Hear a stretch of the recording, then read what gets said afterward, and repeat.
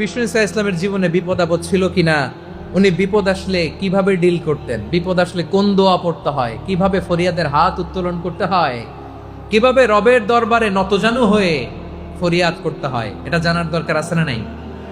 আসুন আমরা বিষ্ণুনবীর জীবনী থেকে দেখি বিপদ আসলে উনি কি করতেন। বিপদ আসলেই প্রথমে বিষ্ণুনবী ইসা ইসলাম একটা দোয়া পড়তেন। কি পড়তেন? তিনি পড়তেন ইন্না লিল্লাহি ওয়া ইন্না ইলাইহি রাজিউন। নিশ্চয় আমরা আল্লাহর জন্য, নিশ্চয় আমরা কার দিকে ফিরবো ভাই? আবার কার দিকে ফিরবো? আওয়াজ করে বলুন তো, আমরা এসেছি কার কাছ থেকে, আবারও ফিরে যাব কার কাছে? এজন্য বিষ্ণুই পড়ছেন ইন্না লিল্লাহি ওয়া ইন্না ইলাইহি রাজিউন। নিশ্চয় আল্লাহর জন্য, ওই আল্লাহর দিকেই আমরা ফিরে যাব। তারপরে বিশ্বনবী পড়তেন আল্লাহুম্মা আজুরনি ফি মুসিবাতি ওয়াখলুফ লি খায়রাম মিনহা। একসাথে প্রথমে পড়তেন ইন্না লিল্লাহি ওয়া ইন্না ইলাইহি রাজিউন, তারপর পরে পড়তেন আল্লাহুম্মা আজুরনি ফি মুসিবাতি ওয়াখলুফ লি খায়রাম মিনহা। মানে আল্লাহ, এই যে আমি বিপদে ধৈর্য ধারণ করলাম, এটার সব তুমি আমারে দাও, আর যেটা হারালাম এর চেয়ে ভালো কিছু দিয়ে মেকআপ করে দিও, ভালো কিছু দিয়ে বদল করে দিও। সুবহানাল্লাহ পড়েন। তাহলে বিপদ আসলে আমরা কি পড়ব? কথা বলেন। এই যে আমি শুয়েছিলাম, নাশিদ গাচ্ছিল ওরা, এদেশে পরস্পরে দেখা হলে দেয় সালাম, এদেশে আমজনতার হৃদয় জুড়ে পাকালাম, এদেশে বিপদ এলে সর্বজনে সর্বক্ষণে দোয়া পড়ে ইন্না লিল্লাহ। কি পড়ে? সুবহানাল্লাহ সুবহানাল্লাহ সুবহানাল্লাহ সুবহানাল্লাহ। এদেশে আজান শুনে সূর্য ওঠে শহর গ্রামে, এদেশে আজান শুনে সূর্য ডুবে সন্ধ্যা নামে, এদেশে সকল কাজে সবাই বলে বিসমিল্লাহ, এদেশে ভালো কিছু দেখে শুনে হাসি মুখে সবাই বলে মাশা আল্লাহ। সুবহানাল্লাহ পড়ে। তাহলে বিপদ এলে আমরা কি পড়ি?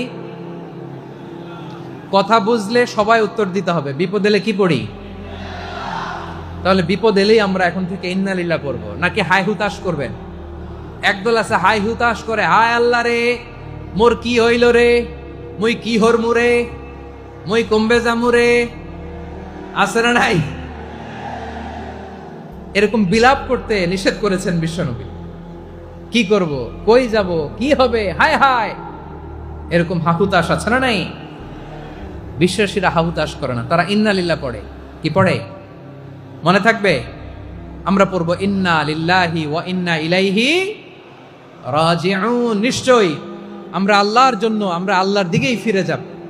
এরপর পড়ব আল্লাহুম্মা আজুরনি ফি মুসিবাতি ওয়াখলুফ লি খায়রাম মিনহা। আল্লাহ, আমি যে বিপদে ধৈর্য ধারণ করলাম এটার সওয়াব দিও, আর যা হারালাম তার চেয়ে ভালো কিছু দিয়ে বদল করে দিও। সুবহানাল্লাহ পড়েন। বিশ্ব নবীর হাদিস শুনলেন উম্মে সালামা রাদিয়াল্লাহু তাআলা আনহা। ওনার স্বামী হলো আবু সালামা। মজার ঘটনা খেয়াল করে শুনেন আমার প্রিয় কলিজার টুকরা ভাইয়েরা।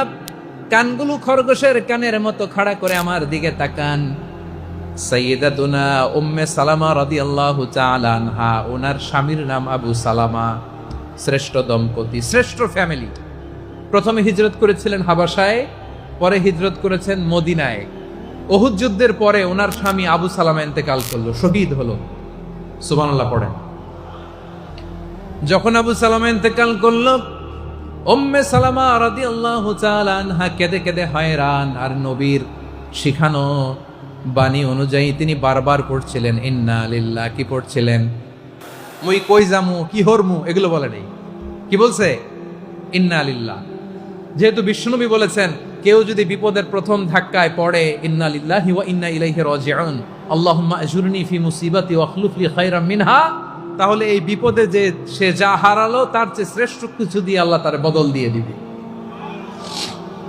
এই হাদিস শুনে উম্মে সালামা রাদিয়াল্লাহু তাআলা আনহা ওনার প্রাণ প্রিয় স্বামী আবু সালামার ইন্তেকালের পরে চোখের পানি ছাড়ে আর পড়ে ইন্না লিল্লাহি ওয়া ইন্না ইলাইহি রাজিউন, আল্লাহুম্মা আজুরনি ফি মুসিবাতি ওয়াখলুফ লি খায়রাম মিনহা। বারবার এই দোয়া পড়ে চোখের পানি ছাড়ে, এই দোয়া পড়ে চোখের পানি ছাড়ে, আর মনে মনে বলে আবু সালামার মতো ভালো মানুষ মদিনাতে নাই।